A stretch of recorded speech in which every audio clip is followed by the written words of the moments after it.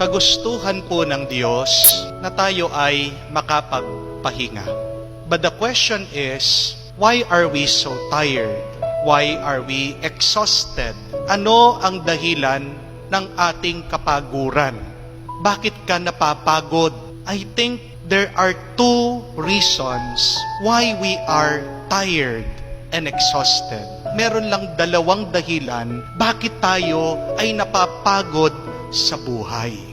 The first reason is when we labor without fruits, and the second is when we carry so many burdens.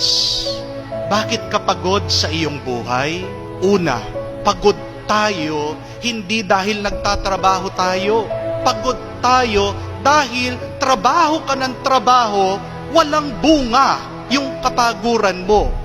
Ang nakakapagod sa isang teacher ay hindi yung pagtuturo. Ang nakakapagod sa isang teacher, turo na siya ng turo, hindi naman natututo ang mga estudyante. Ayaw nilang matuto. Magdadrop pa sila, hindi pa sila papasok sa klase, magpre-prepare ang teacher, papasok siya, hindi nag-aaral ang estudyante. Yun yung nakakapagod.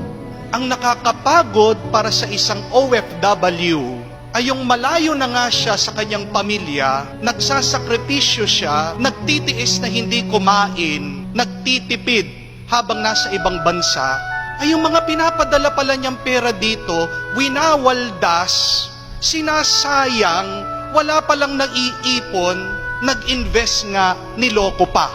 Yun yung nakakapagod. Ang nakakapagod para sa isang pari ay hindi yung nagmimisa, hindi yung nagsisilbi sa parokya. Ang nakakapagod para sa isang pari ay yung ginagawa na niya lahat para mapaganda ang parokya, ginagawa na niyang lahat para maganda ang kanyang homilya, abay wala pang magsisimba, tapos sisiraan pa siya. Yun yung nakakapagod, hindi yung trabaho, pero yung trabaho ka na ng trabaho, pero wala palang resulta, wala palang magandang bunga. Pangalawa, ang nakakapagod ay yung napakarami mong dinadala bit-bit sa iyong buhay. Iniisip mo na ang iyong pamilya, iniisip mo na ang iyong trabaho, iniisip mo pa ang iyong sakit, iniisip mo din minsan ang iyong mga kaibigan, hindi mo pa makalimutan yung iyong nakaraan. Meron ka pang bisyo, meron ka pang kasalanan, meron ka pang insecurities. Napakarami mong dinadala sa iyong buhay. Ang nakakapagod ay hindi